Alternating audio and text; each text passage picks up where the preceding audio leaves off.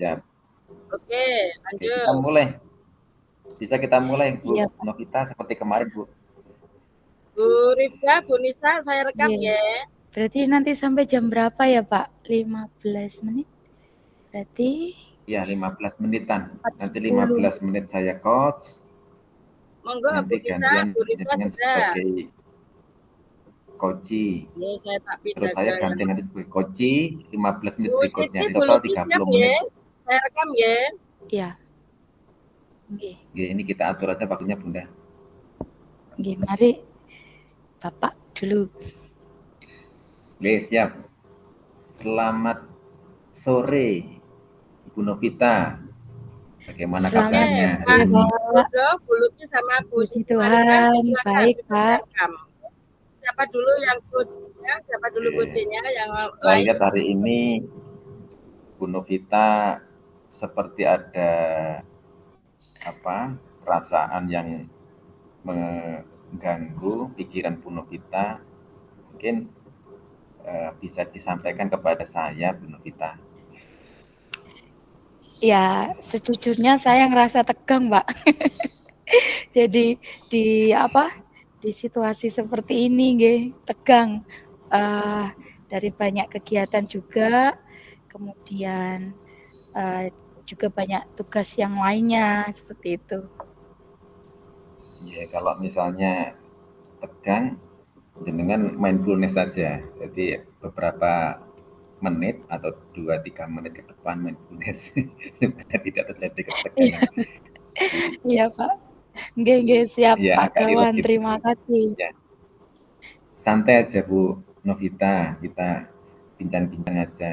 Ibaratnya saya akan mencoba untuk meredakan ketegangan panjenengan. Pertama, yang kedua mungkin sharing informasi atau beban apa yang ada di pikiran Bu Novita, mungkin terkait aktivitas selama di sekolah Bu Novita. Terus yang saya tanyakan kira-kira Bu Novita coba jangan sampaikan aja ke saya apa kira-kira yang menjadi ganjalan dalam pikiran Bu Novita itu. Iya, beberapa akhir ini memang saya merasa tegang dan merasa banyak beban, Pak, seperti itu. Karena di mana di tahun ajaran ini itu kebetulan saya diberi tugas untuk mendampingi menjadi wali kelas kelompok bermain, playgroup dan juga TKA. Jadi memang tim saya di Pecinta Damai ini juga ada perubahan karena memang dari yayasan sendiri setiap tahunnya itu ada perubahan mutasi gitu. Jadi tahun ini ada 2 rekan guru kami yang dimutasikan di tempat lain. Jadi untuk tahun ini saya diberi tugas harus merangkap 2 kelas seperti itu untuk mengajar, di mana dalam 1 minggu itu 3 hari saya ngajar pagi sampai siang. Jadi kadang sampai saya itu merasa ya banyak tugas, banyak pekerjaan dengan tugas-tugas yang lain. Jadi merasa seperti jenuh seperti itu. Itu Pak Gawan.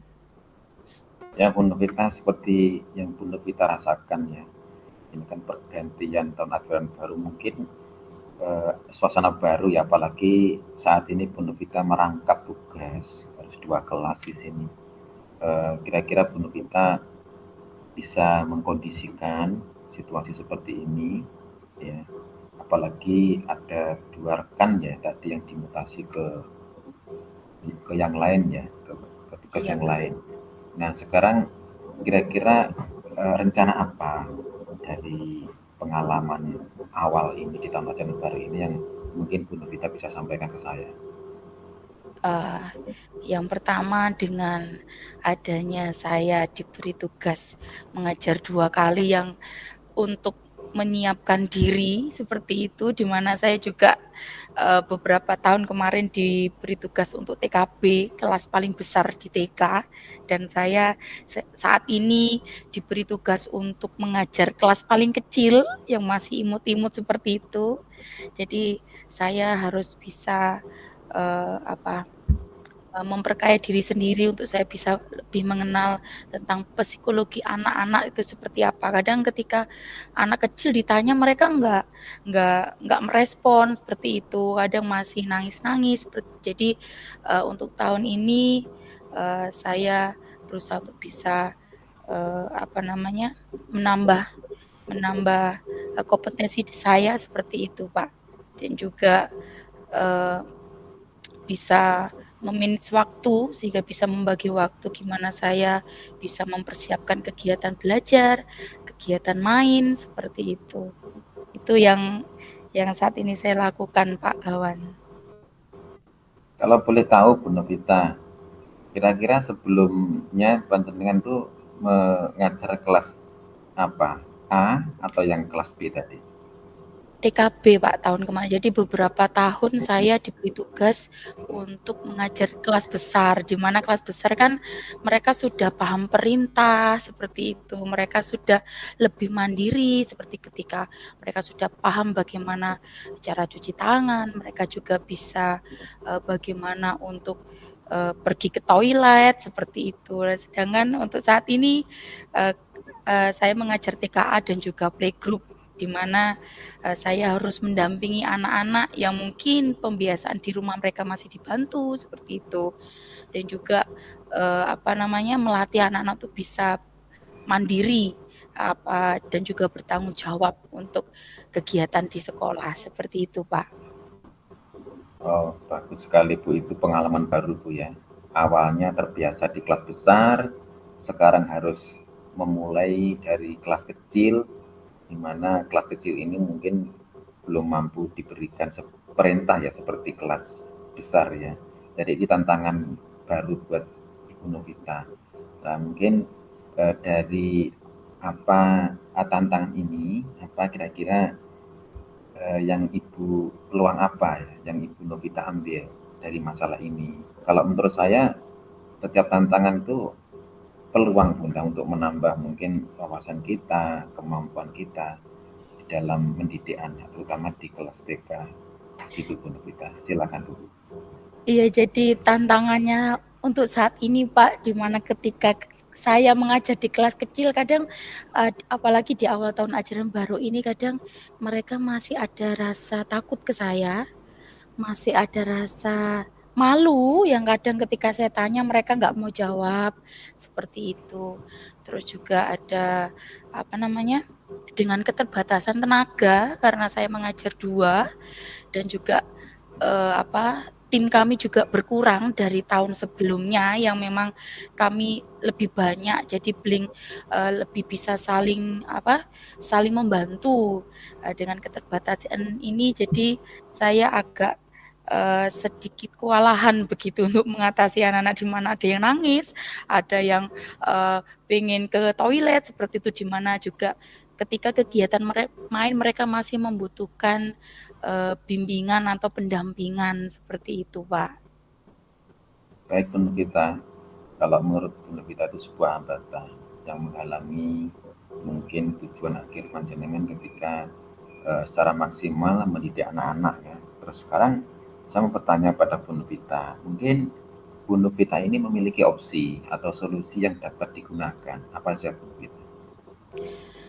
Jadi yang pertama memang kebetulan saya diberi tim yang sangat baik, tim yang solid di sini, Pak. Jadi kebetulan Ibu Kepala Sekolah juga, mengagendakan kami untuk kami ada briefing. Jadi setiap ada, kendala atau kesulitan, ketika saya melakukan kegiatan belajar, itu selalu saya sampaikan kepada, teman-teman. Dan di situ kadang saya juga diberi saran seperti itu, sehingga saya bisa memperbaiki diri, baik ketika bagaimana mengajar, ketika membuat media pembelajaran, seperti itu. Jadi saran dari teman-teman itu memang, sangat baik dan sangat saya perlukan gitu, Pak, untuk, bisa, melakukan pengembangan diri, bisa memperbaiki diri apa yang menjadi kekurangan dari saya. Betul, tadi ada Itu, Pak. beberapa pilihan ya, prioritas atau skala prioritas yang harus panjang Bu Novita capai atau yang paling utama panjenengan lakukan saat ini apa kira-kira dari beberapa opsi yang sudah saya sampaikan tadi? Jadi yang pertama, eee ada tantangan selain untuk, saya harus bisa lebih mengenal tentang karakteristik anak-anak, psikologi anak seperti apa, juga ada tantangan lagi sih, Pak. Ada beberapa wali murid yang juga komplain mengenai, apalagi ketika dalam satu hari saya mengejar pagi dengan siang seperti itu. Jadi, dengan waktu yang mepet untuk pergantian jam, itu juga ada sedikit, saran untuk kami untuk bisa mengevaluasi. Yang pertama itu, yang saya lakukan, saya mencari referensi kegiatan atau media main yang, bisa, bisa dilakukan anak-anak atau bisa lebih menarik seperti itu, Pak. Jadi, mencari referensi-referensi seperti itu, saya juga, eee, dari saran-saran teman itu yang sudah saya lakukan, seperti itu juga, eee, meminta, umpan balik dari orang tua, itu Bapak. Oke, Bu Nivita, saya kira strategi yang Bu Nivita gunakan, semisal tadi Bu Nivita ada strategi mencari media referensi ya tadi ya, kemudian sharing dengan teman-teman dan sebagainya tadi. Nah, jangka waktu yang Bu Nivita capai dari tujuan yang Ibu Nivita harapkan ini kira-kira berapa lama, Bu? Target saya untuk saya bisa mencapai tujuan ini kurang lebih 1 bulan, Pak, seperti itu. Sehingga, saya bisa, membuat suasana belajar, apalagi dengan dibantu saya bisa belajar dengan guru-guru hebat di Guru Penggerak ini, jadi juga menjadi motivasi buat saya. Kemudian juga dari, teman-teman, dari ibu kepala sekolah juga yang ada program untuk supervisi, baik untuk administrasi dan juga untuk dalam kegiatan belajar. Jadi di situ, saya ada dorongan atau motivasi saya untuk saya bisa melakukan hal yang lebih baik. Oke. Nah, sekarang menurut Bu Novita, ya ukuran keberhasilannya seperti apa kira-kira dari tujuan ini? Jadi dari harapan saya ini kurang berhasil karena saya kurang bisa me-manage waktu, Pak. Itu, kurang me-manage waktu. Jadi kadang ketika kegiatan belajar itu anak-anak, kurang merespon saya, mungkin karena media belajar saya yang kurang menyenangkan, seperti itu.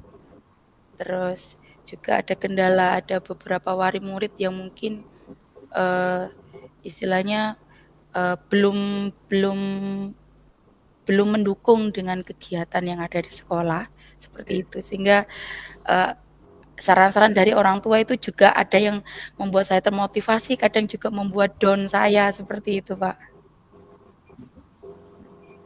Tadi ada beberapa strategi, kemudian dari strategi yang kita tadi harapannya mencapai tujuan yang Bu Novita harapkan ya. Yang saya tanyakan gini Bu Novita, ketika panjenengan itu Ya. sudah merakyat ya dalam jangka waktu 1 bulan itu tujuan saya harus berhasil atau saya anggap ini berhasil. Kira-kira ukuran keberhasilan menurut panjenengan di sini apa? Ukurannya apa, Bu? Selama 1 bulan itu? Oh ya, dalam 1 bulan ini kan saya sudah mencoba buat nantinya mencoba buat melakukan, variasi kegiatan belajar. Jadi harapan saya secara pribadi, anak-anak lebih termotivasi, lebih semangat. Tentunya, dalam hal pembiasaan atau kemandirian, Bapak. Jadi, ketika harapan saya 1 bulan mereka sudah bisa ada interaksi baik dengan saya, mereka sudah ada dekat dengan saya, seperti itu. Eee, Kemudian juga ada,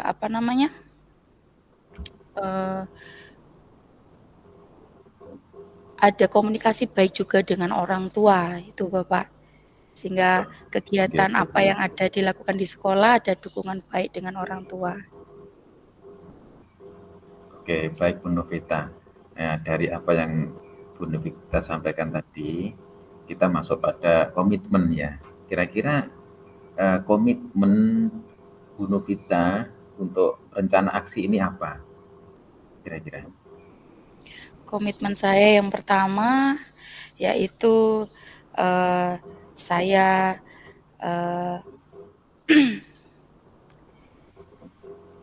meminta yang pertama adalah mempersiapkan kegiatan belajar untuk lebih menarik seperti itu.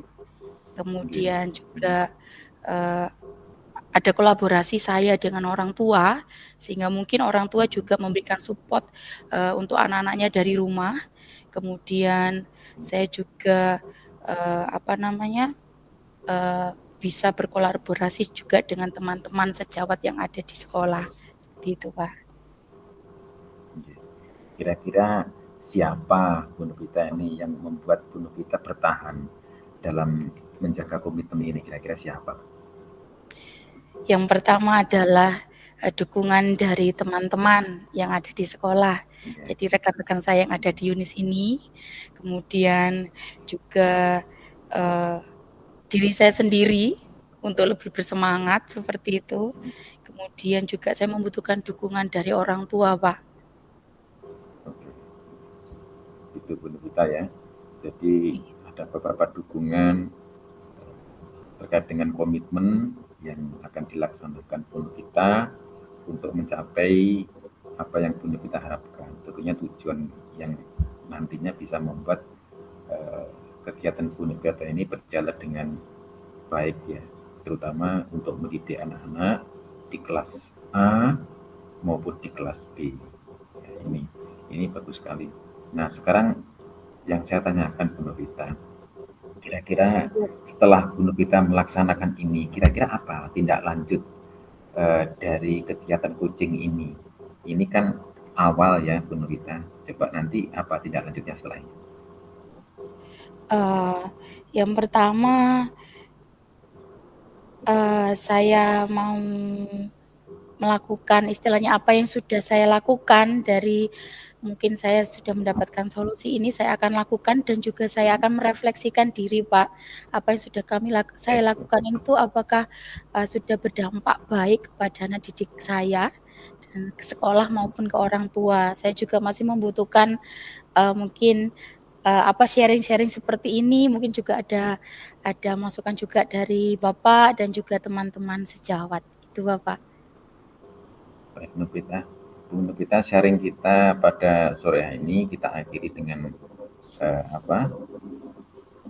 semacam penguatan ya di sini antara apa yang tadi Bu Novita sampaikan, rencana sampai dengan nanti endingnya seperti apa yang Bu Novita harapkan, termasuk strategi-strategi yang Bu Novita lakukan selama proses itu. Ya, saya kira ini komitmen ini, tanggung jawab ini harus benar-benar Bu Novita pegang ya, karena bagaimanapun juga ini nanti juga terkait dengan keberlangsungan Bu Novita di dalam mendidik anak-anak, terutama untuk kelas TKA dan kelas TKB. Nah, itu yang saya sampaikan kepada Bu Novita. Saya kira untuk sesi coaching ini untuk sore hari ini cukup Bu Novita. Mungkin saya sebagai coach akan melihat nanti 2 atau 3 minggu ke depan seperti apa progresnya yang sudah Bu Novita jalankan. Mudah-mudahan nanti juga ada perkembangan dan juga ada semacam hal yang lebih baik lagi yang mungkin kita temukan selama di coaching ini. Demikian Bu Novita, terima kasih atas waktunya. Selamat sore. Selamat sore, Pak. Terima kasih untuk sharing-sharingnya. Sama-sama. Iya, Pak. Jadi sekarang saya nggih, Pak Kawan. Betul, Bu Novita. Saya sebagai coach. Nggih. Silakan. Baik. Selamat sore, Pak Gawan. Selamat sore Bu Novita. Oke, Aduh, bagaimana kalau kabarnya hari ini, ketemu, Pak? iya. Baik Bu Novita, ini setelah saya ketemu Bu Novita, coach saya ini ya, jadi Iya, semangat saya jujur aja. Karena coach puji saya ini Tuhan. betul-betul membuat suasana pertemuan ini lebih apa istilahnya eh, bergembira atau lebih bergairah gitu ya. Terima kasih Bu Oke. Novita Iya, sudah ada terima waktu untuk kasih. saya. Baik, baik, Pak, terima kasih. Bagaimana, Pak, apa yang bisa saya bantu untuk hari ini? Mungkin Bapak ada unek-unek atau ada sesuatu yang mungkin bisa di-sharing-kan ke saya? Begini Bu Novita, sebetulnya dalam pikiran saya atau dalam hati saya yang paling dalam ketika saya melaksanakan proses kegiatan belajar mengajar itu tidak hanya sekedar saya memberikan atau mentransfer ilmu kepada siswa-siswi saya, tidak, tapi saya juga melihat kondisi mereka satu persatu seperti yang sudah diajarkan di dalam CGP yang selama ini saya tangkap itu bahwa setiap anak itu memiliki keunikan masing-masing. Dan mungkin yang paling mengganjal dalam hati saya itu terkait dengan beberapa anak yang mengalami istilahnya perundungan. Ya, perundungan itu pembulian terutama secara verbal yang saat ini lagi marak kepada anak-anak kita. Bahkan pemerintah kota Surabaya melalui Dinas Kota Surabaya, bahkan wali kota sendiri itu sampai turun tangan terkait dengan perundungan ini bekerjasama dengan instansi terkait, bahkan ada slogan sekolah ramah anak. Ini sepertinya belum benar-benar menyentuh kepada sekolah, ya, terutama di sekolah kami itu juga masih ada perundungan, walaupun sifatnya terselubung. Maaf ya, ini tanda kutip terselubung karena saya sendiri melihat anak-anak yang masih dalam perundungan ini. Itu Bu Novita. Ini yang saya pikirin sampai saat ini, Bu. Oh, iya, iya. Tentang perundungan ini ya, Pak. Jadi Bapak ini Ya. membahas tentang perundungan yang mungkin masih terjadi di sekolah yang Bapak sekarang berada. Terus apa yang apa yang sudah Bapak lakukan untuk mengatasi perundungan yang sekarang mungkin masih ada di sekolah Bapak? Begini Bu Novita. Saya mau bercerita dulu ya terkait dengan pembulian atau perundungan, terutama sesama anak.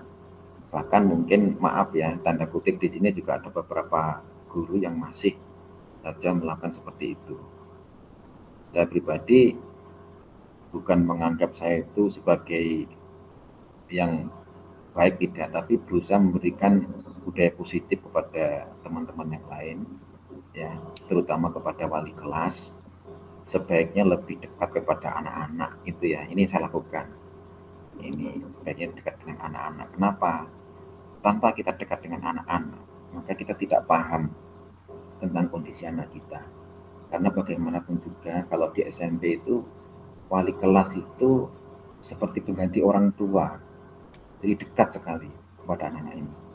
Bahkan kesannya nanti ketika kita sudah lepas sebagai wali kelas, ketika anak tersebut naik tingkat ke kelas 8 atau kelas 9, mereka merasa kehilangan, seakan-akan berpisah dengan figur seorang bapak atau seorang ibu.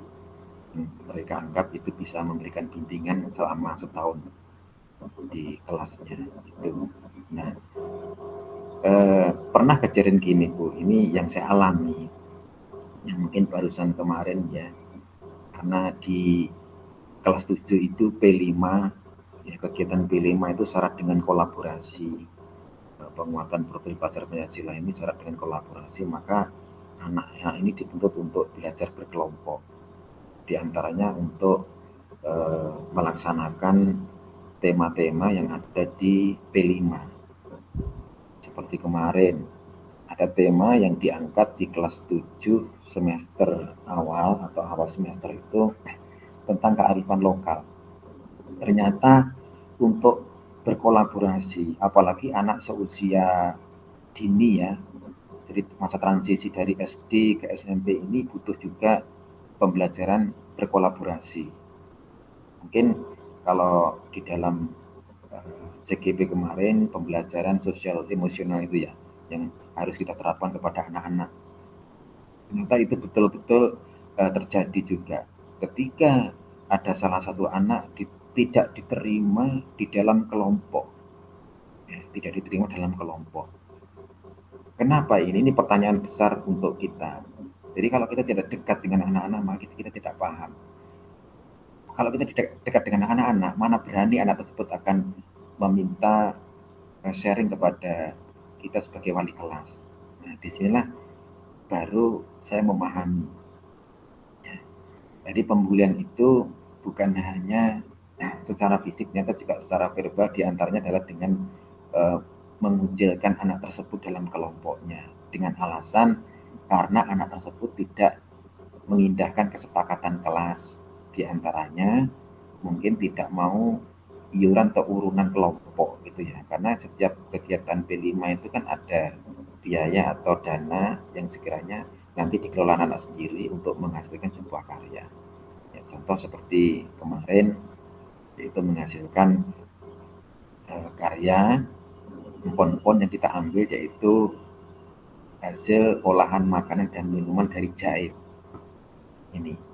Jadi anak tersebut membuat, terserah mereka mau bereksplorasi mulai dari mind mappingnya, ya, kemudian menanam jahe, kemudian sampai dengan memanen, kemudian mengolah, sampai hasil akhirnya dia membuat produk ya dari bahan makanan jahe ini.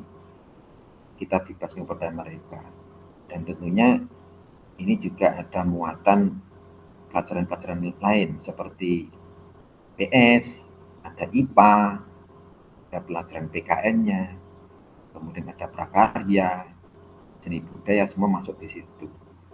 Nah, di sinilah anak berproses. Ternyata tidak segampang itu untuk membuat anak-anak itu bisa berkolaborasi, apalagi tadi ya, anak di usia dini atau anak di usia transisi setelah dari SD.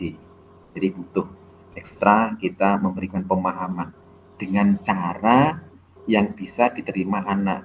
Jadi bukan cara menjudge anak atau dengan cara memberikan hukuman atau memberikan semacam kata-kata verbal, kamu salah, kamu nggak boleh seperti ini, kamu nggak boleh, itu kita hilangkan. Jadi kita anggap mereka itu masing-masing itu memiliki potensi. Contoh ya, kita ambil aja satu anak namanya Fadil. Fadil ini dihindari teman-temannya. Di kelompok manapun dia tidak terima karena alasan tadi yang saya sebut dari awal tadi, karena tidak memenuhi kesepakatan kelas atau kelompok untuk iuran tadi. Dan memang kondisi si Fadil ini dari anak yang dari kalangan anak yang kurang mampu, kurang beruntung gitu ya dibanding teman-temannya. Jangankan untuk urunan Bunda, ini untuk jajan aja mungkin nggak mampu orang tuanya memberi. Jadi hanya dibawakan sarapan gitu ya. Nah, ini perlu kita pahami. Ya, ini kita pahami bagaimana caranya supaya anak ini bisa masuk ke kelompoknya, yaitu memberikan pemahaman kepada kelompok kecil tadi dan juga kepada kelompok besar dalam kelas tadi. Ini pembelajaran PSC kita berikan kepada anak kita. Itu langkah yang saya jalankan saat ini. Mungkin seperti itu, Bu. Iya Bapak, Bapak tadi sudah menceritakan apa yang sudah Bapak lakukan untuk bisa melakukan pembelajaran PSE kepada anak-anak, kan begitu, apalagi perihal perundungan. Ternyata anak tersebut tidak melakukan keyakinan kelas seperti yang Bapak ceritakan tadi. Apakah dalam Bapak melakukan atau apa yang sudah Bapak lakukan itu dalam mencapai harapan Bapak untuk tidak terjadi perundungan di sekolah Bapak atau di kelas Bapak berada sekarang, apakah ada tantangannya yang apakah ada tantangan yang Bapak hadapi seperti itu? Tantangan yang paling besar atau yang paling berat itu ketidaktahuan tadi dari teman-teman guru atau wali kelas ya, yang seharusnya bahkan BK sendiri ya, BK sendiri itu mungkin kurang ada kegiatan bonding ya dengan wali kelas, empat mata dengan wali kelas ketika terjadi permasalahan. Nah ini mungkin tantangan saya, tentunya dengan cara-cara yang sekiranya tidak menyinggung atau tidak menambah suasana itu seakan-akan kita lebih gitu ya, tidak. Tapi yang jelas harapan kami ada pemahaman dari masing-masing teman sejawat, utamanya guru kita yang memiliki kemampuan atau memiliki keterampilan yang lebih dalam hal konseling terhadap anak-anak ini. Ini seperti itu tantangannya yang terberat seperti itu. Iya, terima kasih Pak Gawan. Terus dari tantangan Bapak yang Bapak hadapi ini, adakah strategi yang Bapak lakukan mungkin? Oke, saat ini saya tentunya harus menggandeng beberapa istilahnya bukan beberapa ya, kita menggandeng dari atasan dulu ya, sharing dengan atasan yang lebih tinggi lagi terkait dengan perundungan ini atau pembulian ini, karena perundungan atau pembulian terhadap anak ya, terutama di lingkungan sekolah itu bukan tugas dari BK saja, bukan, tapi dari seluruh warga sekolah ya, termasuk juga karyawan dan sebagainya. Karena harapan saya pribadi itu bisa betul-betul sekolah ramah anak itu terwujud, kita terwujud. Kalau sekolah ramah anak ini terwujud, apa yang dicanangkan oleh pemerintah Kota Surabaya ini terwujud, maka pembelajaran itu akan lebih nyaman dan aman. Saya kira seperti itu. Itu strategi saya. Jadi ke atasan dulu, yang pertama. Yang kedua, mungkin saya juga akan menggandeng beberapa instansi terkait ya, terkait dengan anak ya, tentang anak ini ya, mungkin dari pihak terkait yang berkepentingan di sini. Contohnya seperti dari pihak kepolisian, di situ juga ada bagian khusus yang menangani masalah ini, memberikan semacam sosialisasi, kemudian juga dari dinas sosial dan sebagainya. Mungkin itu yang bisa strategi yang bisa saya lakukan untuk meminimalisir adanya perundungan. Dan ketiga, tentunya dengan kampanye kita untuk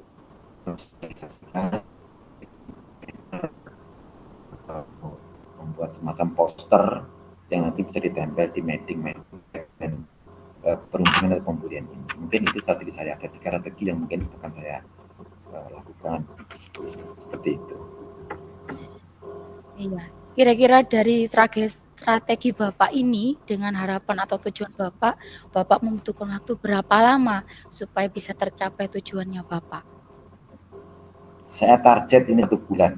1 bulan ini akan terwujud, akan bisa mencapai target ini. Ini harapan saya. Dan tentunya Ya, dengan dukungan dari seluruh warga sekolah. Siap, Bu. Ya, semangat ya Pak Gawan nggih. Baik Pak. Siap, Bu Novita. Biar nggih dengan target 1 bulan perundungan ini bisa istilahnya semakin menipis, semakin mengecil ya Pak. Kira-kira apa komitmen yang akan Bapak rencanakan? Oke, Bu. Saya punya komitmen gini. Ya. Ketika saya berada di kelas, ketika saya berkolaborasi dengan teman-teman yang dalam grup P5 atau mungkin dalam kelompok-kelompok yang lain ya, LH dan sebagainya, kita sisipkan di sini ya.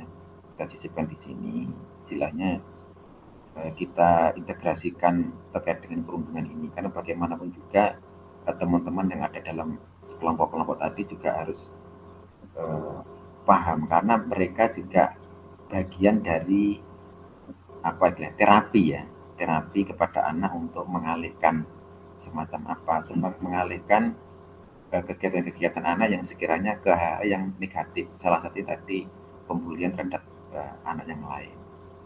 Yang pertama, kemudian juga di sini ada konselor sebaya, Bu. Jadi kita juga ada konselor sebaya. Jadi ada teman-teman, ya bukan hanya guru saja yang bisa diajak sharing, di sini juga anak-anak yang khusus yang mereka diberikan wewenang atau tugas yang sudah diberikan bekal untuk memberikan semacam coaching ya, atau semacam konsultasi. Itu mungkin yang bisa komitmen yang saya lakukan saat ini ya. Saat ini seperti itu. Iya, terima kasih Pak. Nah, untuk apa atau siapa yang dapat membantu Bapak untuk menjaga komitmen yang Bapak buat itu? Oke. Kebetulan sini saya juga ada teman ya, dari teman sejawat juga dari BK. Ini ada Plastik juga, ini BK, dan juga ada beberapa wali kelas yang sepandangan dengan saya terkait perundungan ini. Sepandangan dengan saya dalam hal kali ini untuk meminimalisir adanya perundungan di sekolah kami khususnya. Nah, di sini mereka kita gandeng untuk melaksanakan tujuan yang sudah saya targetkan 1 bulan tadi.